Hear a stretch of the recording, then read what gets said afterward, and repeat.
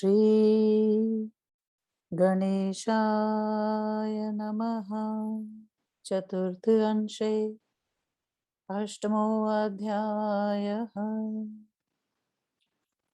श्रीपराशरुवाच पुरूरवसो ज्येष्ठया पुत्रो यस्त्वायुर्नामः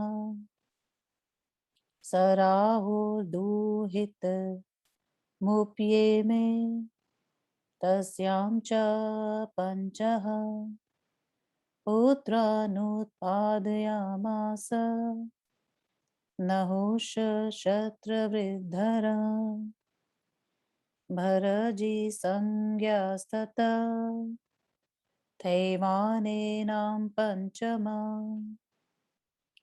पुत्रो भूत शतवृद्धा सुहोत्र पुत्र भवतः काश्यकाशघृतः समदा यस्तस्य पुत्रा बभूव घृतसमदस्य शौनक चातुर्वर्णय प्रव्रयिता भूतः काश्यस्य काश्ययः काशीराज तस्माद्राष्ट्रः राष्ट्रस्य दीर्घतपः पुत्रो भवत धन्वन्तरिसतु दीर्घतपसः पुत्रो भवता स हि संसिद्धकारय करणसकलशम्भू तेष्वशेष ज्ञानविदा भगवता नारायणे चातीत संभूतो तस्मै वरो दत्तः काशीराज गोत्रय भतीर्य त्वमष्टदा समयगायुर्वेदम् हरिष्यसि यज्भाग भोग भविष्यसीतिः तस्य च धन्वन्तरिः पुत्र केतुमान् केतुमतुः भीमरथस्तस्यापि दिवोदास सत्यापि प्रतर्धन स च मद्रे श्रेणयं वंश विनाशनादशेषः शत्रवो नैन जिता इति शत्रुजिद्भवतः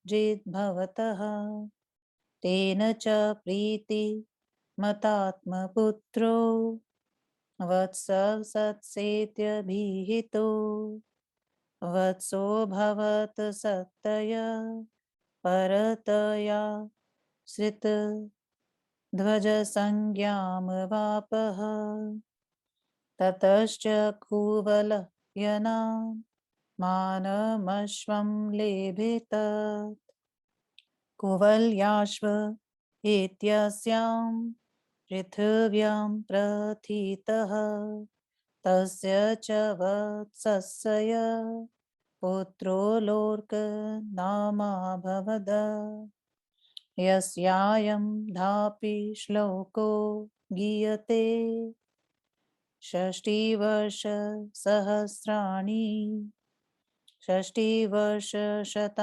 च अलर्कात् परो नानयो बुभुजे मेदिनीं युवा तस्याप्यलर्कस्य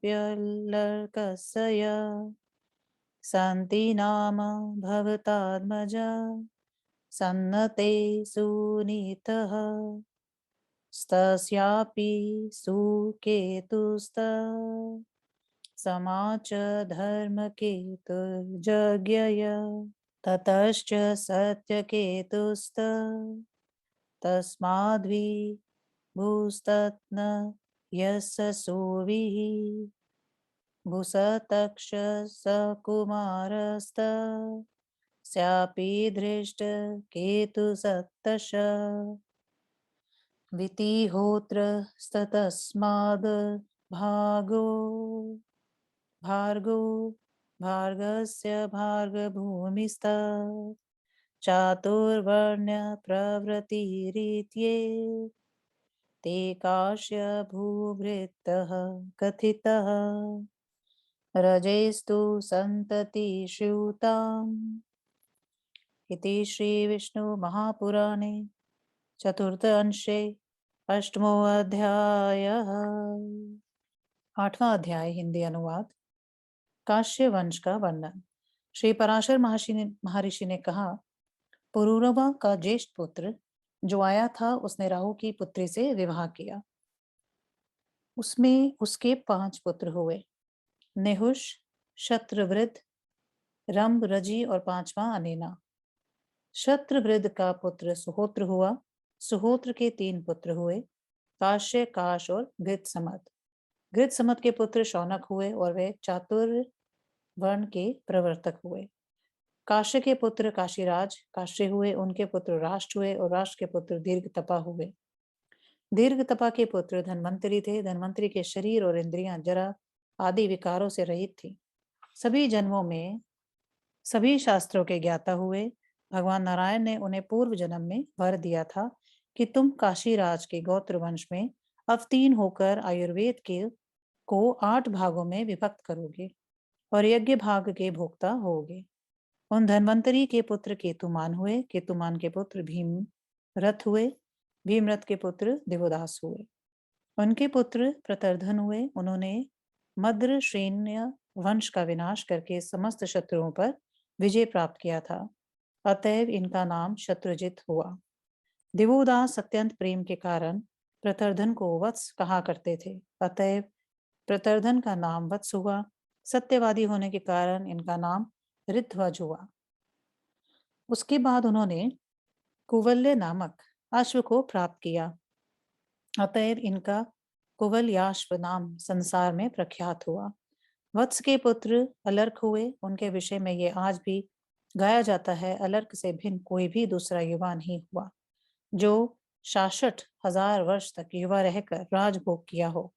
अलर्क के पुत्र सन्नति हुए। सन्नति के पुत्र सुनित हुए। उनके पुत्र सत्यकेतु हुए। सत्यकेतु के पुत्र विभु हुए। विभु के पुत्र सुविभु हुए। उनके पुत्र सुकुमार हुए। सुकुमार के पुत्र धृष्टकेतु हुए। धृष्टकेतु के पुत्र वीतिहोत्र हुए। उनके पुत्र भार्ग हुए। भार्ग के पुत्र भार्ग भूमि हुए।